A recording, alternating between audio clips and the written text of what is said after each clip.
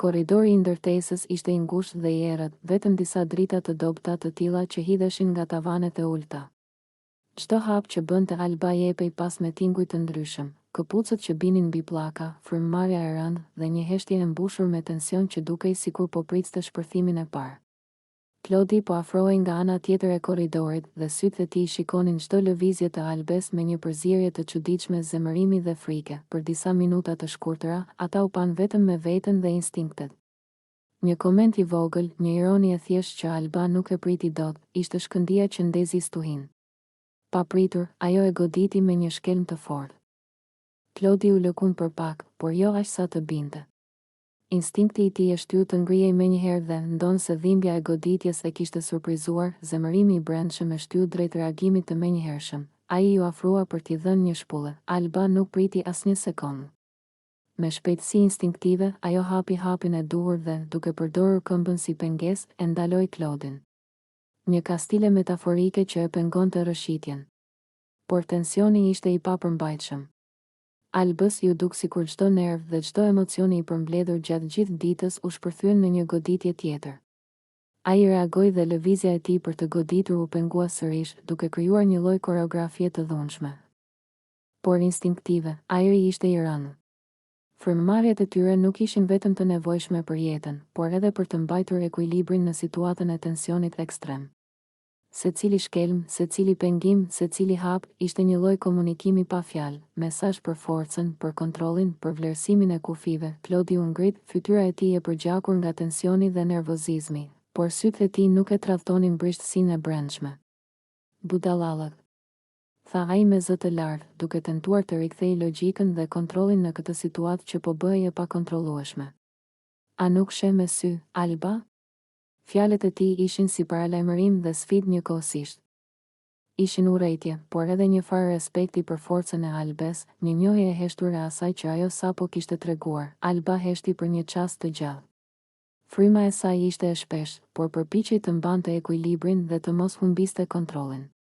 Instinkti i saj i forcës dhe i vetëmbrojtjes ishte i përzier me frikë të brendshme. Çdo lëvizje që bënte ishte llogaritur në mendje, çdo shkelm ishte pjesë e një stuhje të përmbledhur. Tensioni u shtua kur Klodi bëri një hap prapa, por jo për të tërhequr veten. Ishte hap për të kuptuar se çdo veprim tjetër mund të shkaktonte pasoja të paparashikueshme. Ndërkohë, Alba mbajti qëndrimin e saj me trup të përkulur paksa.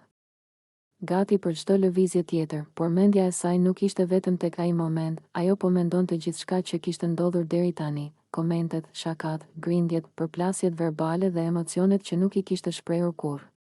Secila frymëmarrje e Klodit ishte e matshme nga Alba. Ajo ndjente se zemra e tij rrite me të njëjtin ritëm, se nervat e tij ishin të tensionuar, se çdo lëvizje e vogël e mundonte atë më shumë. Klodi ndjeu brenda vetes një përzierje të çuditshme, zemërim, dëshirë për të treguar forcën, por edhe një frikë të fshehur. Ai e dinte se çdo gabim mund të kishte pasoja serioze, ndoshta më të mëdha se sa imagjinonte, në korridor. Çdo sekond dukej e gjatë. Zhurmat e jashtme nuk I shqetësonin. Nuk kishte dëshmi përveç tensionit që ndodhej midis tyre. Një ambient I mbushur me dritë të dobët, hijet që lëviznin në mur, ajri I rënd, çdo detaj kontribuonte në ndjesinë se ky moment ishte një test I vërtet. Alba ndjeu fuqinë dhe triumfin, por gjithashtu dhe barën e përgjegjësisë. Ai e shikoi përsëri dhe përsëriti me një zëmë të qetë, por të rëndë. Mire ta bere, Alba. Ishte një mesazh I dyfisht, zemërim, por edhe respekt, njohje e forcës së Albes, një pranim I heshtur I asaj që kishte ndodhur dhe që nuk mund të shuhej. Ndërkohë, mendimet e tyre të brendshme filluan të rrjedhin pa ndërprerje. Alba mendonte për pasojat, për mënyrën si kjo do të ndikonte në marrëdhënien e tyre, për imazhin që kishte krijuar në sytë e të tjerëve, por edhe për fuqinë që kishte ndjerë brenda. Klodi mendonte për kontrollin që nuk e kishte mbajtur, për momentin kur nervat e tij mund të shfaqeshin si dhunë, dhe për atë respekt të heshtur që nuk pranoi ta shprehë në fjalë, por që ishte aty, në këtë moment, secili kuptoi diçka thelbësore. Kjo përplasje nuk ishte thjesht fizike. Ajo ishte një test I karakterit, I durimit, I forcës psikologjike dhe emocional, një sfidë që do t'i ndryshonte për jetë. Çdo shkelm, çdo pengesë, çdo paralajmërim kishte rëndësinë e vet. Kur ata u larguan nga korridori, fryma ende e rënduar, secili mbajti mendjen e ngarkuar me reflektime të brendshme. Ata e kuptuan se kjo histori do të mbahej mend gjallë. Një histori ku fuqia, instinkti, dhuna, respekti dhe frika u përplasën në një moment të vetëm, duke krijuar një kujtim që nuk do të harrohej. Në sekondat e qetësisë që pasuan, ata e dinin se nuk ishte fundi. Çdo veprim i mëtejshëm mund të zgjasë tensionin, mund të ndryshojë marrëdhëniet, mund të ndikojë në mënyrë psikologjike. Çdo herë që ndaheshin, çdo hap që bënin larg njëri tjetrit, mendja dhe zemra e tyre mbante të ngulitur atë moment korridori, shkelmin, shpullën, pengimin, paralajmërimin dhe fjalën që vulosi gjithçka. Mire ta bere, Alba. Limi sapo doli nga dera e madhe e Big Brother Kosova dhe pa u ndalur as për fotografitë e zakonshme, as për intervistat e para, mori rrugën drejt Prishtinës. Të gjithë prisnin që ai të shkonte te familja, të pushonte, të merrte frymë pas atyre muajve nën kamera, por ai kishte vetëm një mendim në kokë, duhej të takonte Edin. Mes tyre ekzistonte një sekret që nuk e dinte askush, një histori që kishte filluar brenda shtëpisë, por që rënjet i kishte shumë më thellë se loja televizive. U takuan në një kafene të qetë pranë parkut të qytetit. Ishte mbrëmje dhe Prishtina gumëzhinte nga lajmet për daljen e Limit, ndërsa askush nuk e imagjinonte se çfarë po ndodhte në atë tavolinë të vogël. Edi e priti me fytyrë të ngrirë, jo me buzëqeshjen e zakonshme. Përqafimi i tyre ishte i shkurtër, i rënd, si përqafim burrash që din diçka që mund t'ua ndryshojë jetën. Limi nuk i ra rrotull. I tregoi se brenda shtëpisë kishte ndodhur diçka që as kamerat nuk e kishin kuptuar plotësisht, diçka që produksioni e kishte mbajtur në heshtje për të mos prishur lojën. Dolce, vajza që i kishte lidhur të dy, ishte shtatzën. Por askush nuk e dinte se i kujt ishte fëmia. Brenda atyre mureve, para se të krijoheshin grupet dhe historitë publike, ajo kishte pasur afrimitet edhe me Edin, edhe me Limin. Gjithçka kishte ndodhur në net të fshehta, në biseda pa mikrofon. Në momente dobësie njerëzore, Edi e dëgjoi pa folur gjallë. Duart i dridheshin lehtë mbi filxhanin e kafes. Ai kishte hyrë në Big Brother si mik i Dolces, më pas si diçka më shumë, por ishte larguar herët nga loja, ndërsa lidhja mes saj dhe Limit ishte bërë publike. Tani i papritur e kaluara po kthehej si një val e errët. Je i sigurt? E pyeti ai me zë të ulët. Limi vetëm tundi kokën. Ishte shumë i sigurt, vendosën që kjo gjë nuk duhej të dilte ende.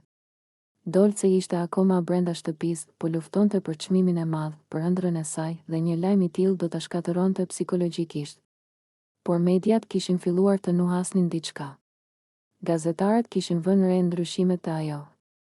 Distancimin nga loja, emocionet e çuditshme. Portale anonime nisën të shkruanin se një sekret i madh po fshihet në Big Brother Kosova. Takimet mes Limit dhe Edit u bën të shpeshta. Ata flisnin si dy njerëz që dikur ishin rival, por tani i kishte bashkuar një fat i përbashkët. Diskutonin mundësinë e analizave të Adnës sapo Dolce të dilte nga shtëpia. Askush nuk donte t'i ikte përgjegjësisë, por asnjëri nuk dinte si ta përballonte të vërtetën. Her pas here shpërthenin edhe debatet mes tyre.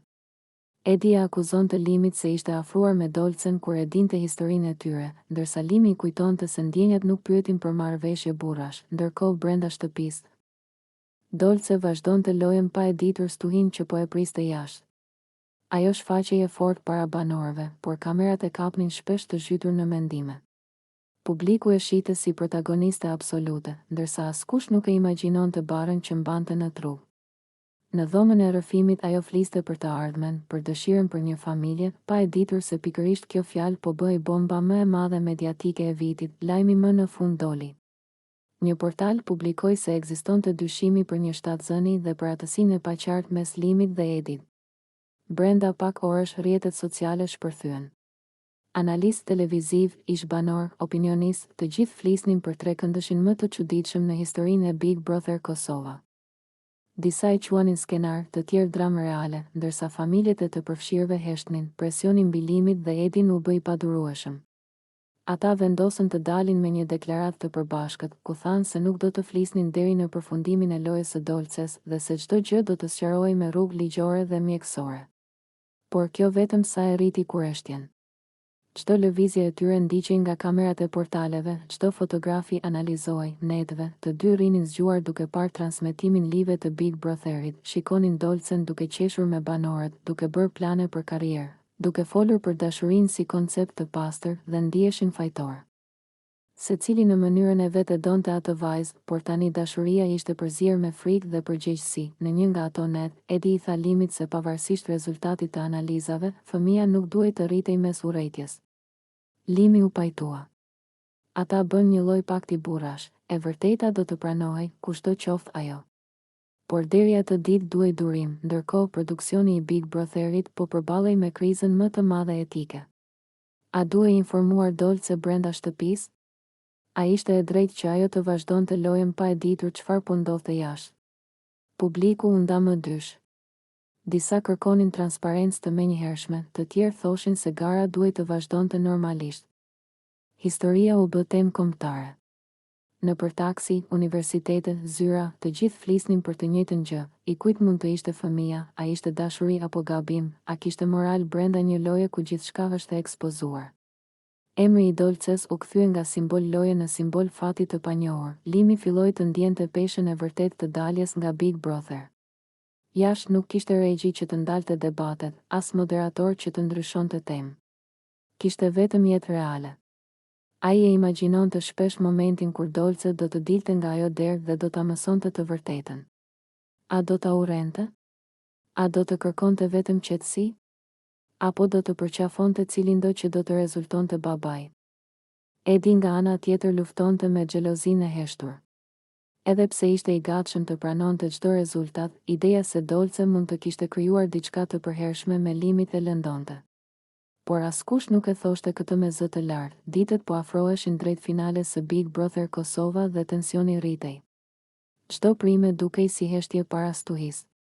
Dolce vazhdonte lojën, e fortë, e bukur, e papërkulur, pa e ditur se jashtë po shkruaj një kapitull që do t'ia ndryshonte jetën përgjithmonë, dhe kështu, ndërsa kamerat vazhdojnë të transmetojnë çdo buzëqeshje të saj. Në Prishtinë dy burra presin të njëjtën ditë, ditën kur ajo do të dalë, kur e vërteta do të matet me analiza dhe jo me thashetheme. Kur do të mësohet nëse fëmia që po rritet në heshtje i përket Edit apo Limit. Deri atëherë, historia mbetet pezull mes dashurisë, fajit dhe fatit, historia më e pazakontë që ka njohur ndonjëherë Big Brother Kosova.